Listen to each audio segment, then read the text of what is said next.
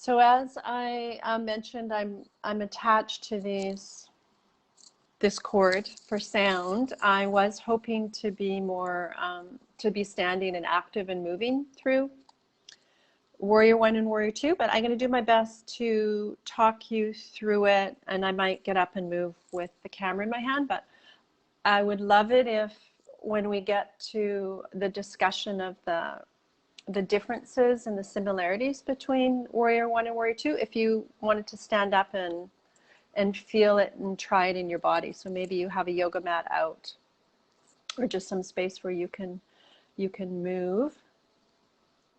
I wanted to start today with the story, one of the many stories behind the warrior poses, Virabhadrasana 1, 2, and 3. As you probably know, the yoga asanas have this rich tradition of mythology and story, and I think you've heard from me before saying I'm a very visual learner, so having visual imagery in my mind helps me remember and understand things much better. So let me read you this brief little story of Virabhadrasana Warrior 1 and 2. The myth of Virabhadrasana begins with Daksha, a powerful priest who failed to invite his daughter Sati and her husband Shiva to a ritual sacrifice. They used to do that back then. Sati decided to go to the ceremony nonetheless, but humiliated by her father, threw herself into the sacrificial fire and died. When the news reached Shiva, he was devastated and out of rage tore out a lock of his hair and threw it to the ground. A powerful warrior named Virabhadra rose from the earth ready to fight for Shiva. Sati's husband sent him to destroy Daksha and the sacrifice, and after his revenge was accomplished, retired into meditation to grieve. Later on, Sati is reborn, and she and Shiva find love again together. The pose Warrior 1 represents the hero arriving at the ceremony with two swords in his hand. Warrior 2 represents the hero focusing on his target. And then Warrior 3 represents the killing of Dashka with the two swords. The story is a reminder that violence or revenge is never a way to reduce one's pain, as Shiva was still mournful after murdering Daksha. So what sticks out to me in that story is, for me, I can sort of visualize this hero, Virabhadrasana, from arrival to drawing back his weapon, his swords, to firing them. And what the understanding for me of the warrior poses in a contemporary sense is it's not a male thing, it's a human thing. The warrior poses are they're powerful. They bring us strength, they bring us focus, and they help us define this confidence to be peaceful warriors in the world, right? To stand up for what we believe in, and again, this quality of being very strong, grounded to the earth, and quality of also rising up to the sky. So the major differences between Warrior 1 and Warrior 2, just even through the story we just heard, is the position of the arms and the shoulders.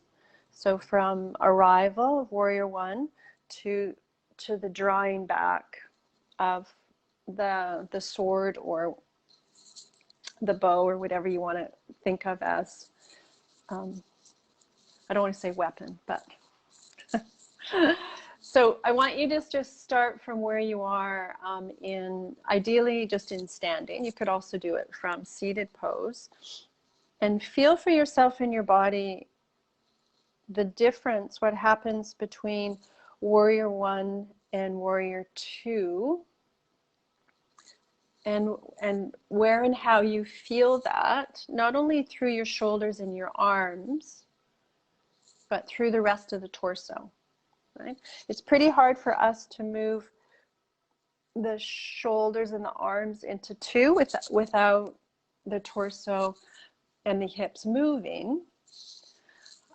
And because we're all connected, everything's connected, but the hips and the shoulders are big and mobile joints. We have lots of mobility through our shoulders and through our hips. So let's come back to, if you're able to be in Tadasana, that would be amazing, or just in a seated position where you can be as neutral through your body as possible. So neutral through your shoulders, through your pelvis. If you're standing, through your feet, through your legs. And we all have slight imbalances. One shoulder may be higher or back, one hip may be higher or back. But for the most part, let's just agree that in mountain pose, ideally we're all in mountain pose, we're anatomically neutral through the whole body, but primarily through our shoulders and our hips. So for warrior one, in theory, everything stays, I have to stand up, everything stays orientated forward, right? Our shoulders, our arms are up. Our pelvis is going to stay more or less orientated to the front of the mat. The old school cueing used to be square your hips to the front of the mat, but if you're able to stand up in mountain and just even step your right foot slightly back, have your hands on your hip bones so you can feel what's happening in your pelvis. And so with your right foot just slightly back, if your hands are on your hip bones, you can feel the right hip and the left hip are just slightly asymmetrical now, that's what I want, asymmetrical. That it's really the only time our hips are square to the front of the mat or in Tadasana, in mountain. So go back to the arm position in warrior one. The shoulders are up, or the arms are up. And we want to keep that orientation of the shoulders facing forward for warrior one. But this is a standing pose, so it really starts from the ground up. So we need to step, let's do the right foot back. So we need to step the right foot back from mountain pose to set up the base of support for warrior one. So I want you to step back through your right foot and play with finding stability and instability. So if I step my right foot way too far back, I'm unstable. If I step it too close and sort of like on a train track with my front foot, for me, I'm unstable as well. And the contemporary understanding now of the human body, which is always changing, which is fascinating and awesome, is we're all really unique in our own bodies. So we all have different bones and joints. So cueing the position of the back leg is a little tricky because it is going to be slightly different for all of us. But we do want to find that step back with our right foot where we can bend into our left knee and feel a sense of grounding and stability through the feet. So if you put your hand on your right hip area and feel what's happening in your right thigh, there's a slight roll in. So if you were to turn it out, try that. Turn your right femur out in the hip And just feel that and notice how that affected your foot. And then turn it back in. And do that a couple of times. The back leg, turn it out in the hip joint, turn it in. And notice what that does through your foot, through your leg, through your torso, through your shoulder, right? It's all connected. So let's go back into the foot. The placement of the foot in distance will be more or less an individual thing. We don't want the feet too far apart or too close, but you need to feel stability. And also the rotation of the back foot so that we're able to orientate our shoulders and our pelvis more or less forward to the front of the mat for Warrior One. Feel stability down through the feet so we can press into the pinky toes, the big toes, get really centered over our heels. And then another key piece is the sacrum. So the piece, that beautiful sacral bone that allows us to have a right and a left side of our pelvis. So again, if that right foot is directly lined up with the left foot, like in train tracks, for most bodies, not for all, but for most bodies, that could create kind of a feeling of pinchiness in the sacrum. If that back foot is way too far out, it could feel like there's too much gap.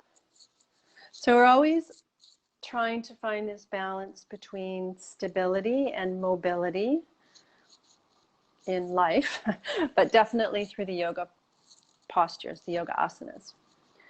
So I want you to find the position of your back foot in distance and rotation where you feel balanced between your feet, stable in your feet, and spacious enough in your sacrum. So you're not squeezing it or you're not pulling it apart. Front leg is bent, back leg is straight. And then the position of the pelvis is not directly upright, or tipping back, and it's also not tipping too far forward. So there's the balance also in the bowl of the pelvis, where it allows some spaciousness into the lower back and the kidney space. So again, stability, mobility, ease, effortlessness, strength. And then our arms come up into the Warrior One position. So with the position, you can change to the other side if you're doing this with me. The position of the arms up, we want to make sure there's a feeling of stability and ease also through the shoulders. So if we're pulling up and reaching up, it creates too much effort. It's too much effort. And you think of yoga, the yoga shapes as being these places to explore, moving prana, moving energy. So if we're hyperextending our joints and overdoing it, it blocks off the spaciousness in the body for energy for prana to move. So that quality of ease through the joints, through the elbows, through the wrists, through the fingers, and a feeling of stability and spaciousness through your shoulder joints for Warrior One. So let's come back to mountain. And play now with your Warrior Two arms, just from mountain. And do it a couple of times, moving both ways. And feel the action, the movement that happens for you in your body, in your shoulders, through your rib cage, through your hip bones. Maybe feel that all the way we'll feel it all the way down to your legs and feet. And then come back to standing. So there's lots of ways to move between warrior one and warrior two, but let's just pretend. Let's go back into warrior one. So step back with your right foot. And just take a minute again to find all that where you're connected through your feet. You've got your back foot placed in distance and rotation. So you're facing as forward as you can with your shoulders, with your rib cage, without any strain through your body.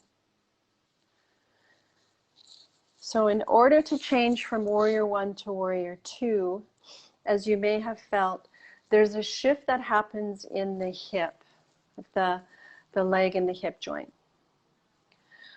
But we're in standing, so we have to transition from the ground up. So we need to move our back foot in order to allow the back leg hip joint to adjust to open into warrior two. So you could just lift up the heel, shift your foot a little bit, and then take a minute to find the orientation that you need. Again, between the feet, the distance, so you can keep your front leg bent, the back leg straight, and there's a feeling of ease through your sacrum. So we're not trying to crank and pull the hips apart, and we're not trying to squeeze them in together. The sacrum feels spacious. And notice here the orientation of your back leg in the hip. So for my body, it's still internally rotated in the hip joint, but not as deeply as it was for warrior one, because I want that more open shape in my shoulders, in my arms. So the hip bones are not orientated so much forward now towards the top of the mat. There's more space and opening towards the long edge of the mat. And again, that's going to be different for everybody. I know some students find that that's way too much strain on their sacrum, and their warrior two hip is orientated more forward than more open to the side of the mat. So I want you to play with that and feel it for you and your body. The position of your back foot in relationship to your front foot, and how the angling of your back foot angles your hip and your pelvis and all the way up through your torso and your shoulders.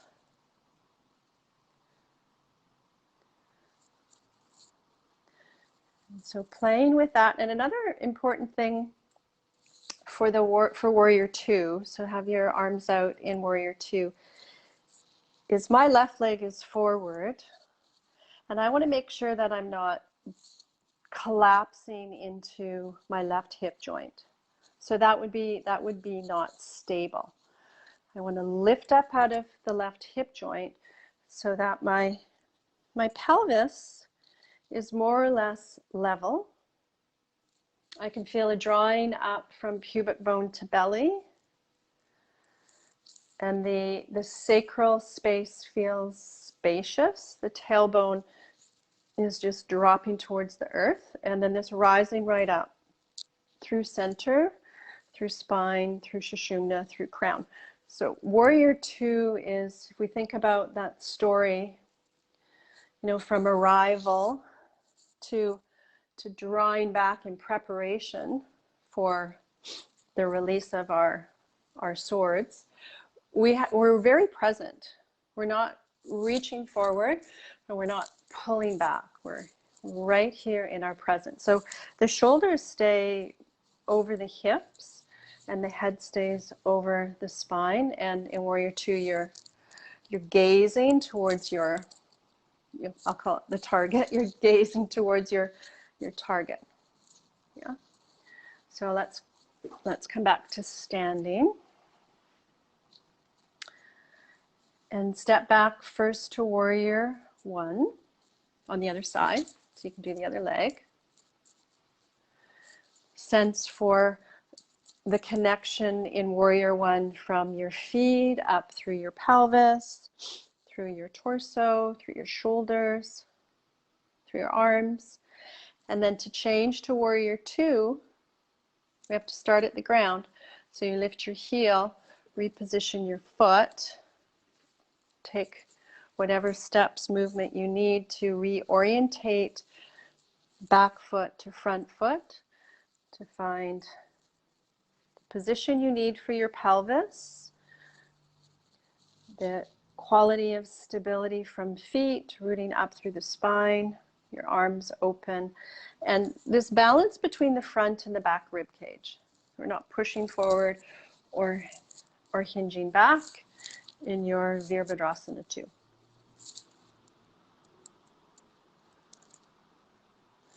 And then we'll come back to standing. So let's take that, and I'm just going to have to talk you through it because I can't do it with these on. Let's play with that from downward facing dog, because we often use warrior one and warrior two from downward facing dog, especially in more sort of flow style classes. So come into downward facing dog.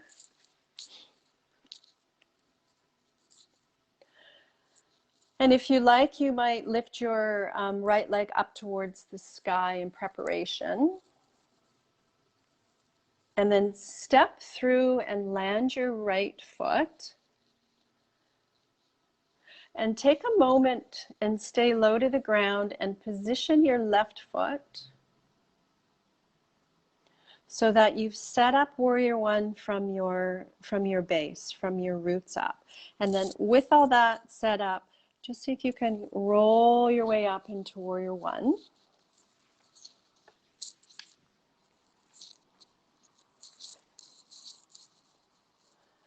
And then go back into downward facing dog. So we'll just do one first. Once you're back in downward facing dog, your left leg can lift up and step through. And again, pause and land and get grounded. Position your feet so you're really stable from there. And then you can roll your way up into warrior one. Finding that beautiful combination of stability, sthira and sukha, and ease. So go back into downward facing dog. And this time step forward with your right foot and prepare for warrior two. So there's a slightly different rotation of that left foot, so that when you come up now, get your feet nice and rooted, you can rise up and just kind of windmill your left arm back. So you're in warrior two. From warrior two, come around back to downward dog.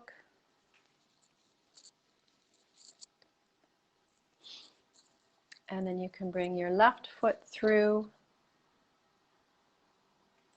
We're running out of time. I just want to take you through one more thing. So come up into warrior two on your left side.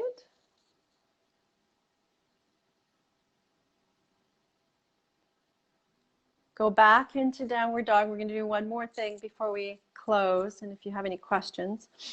So let's come back to warrior one with your right foot leading. From warrior one, bring your hands together to prayer position or to your hips. Bring your left foot up, your knee up. Level out your hips. Feed your left leg straight back behind you. Keep your sacrum as even as you can. Your hips as even as you can. So warrior three, the arms extended overhead, that final release of our swords in warrior three.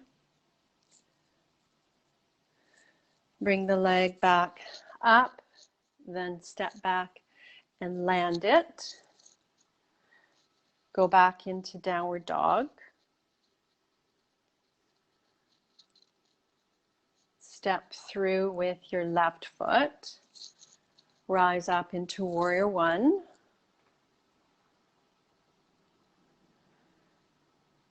From warrior one, hands can gather together or come onto hips. Bring your back, foot, knee up, level out your hips. So keep that levelness through your pelvis as you feed your leg back. And then your arms overhead, so that final releasing of the swords. Come all the way back with the leg, the foot up. Place the foot back down, warrior one, and downward facing dog.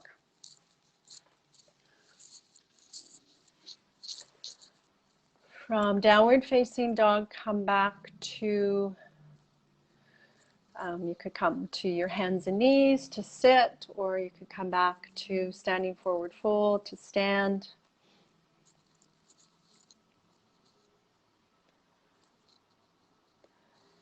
So that you come out from your warriors. And if you have been practicing along, you probably, or maybe you're feeling a bit of heat, like this, the warrior poses are, they're heating poses, they're strengthening poses, they're energizing poses. So many of I know there was one of the students who posted this great book that he or she had bought on the mythology behind the yoga postures, and it's such a rich visual background to yoga in general, to the oral traditions, the gods, the goddesses. Yeah, the stories, well, like I said, for me, it's a visual thing, so it just really makes me understand why are the arms here and then yeah. I think that's it for us today. So thanks for joining. Have a great day, everyone.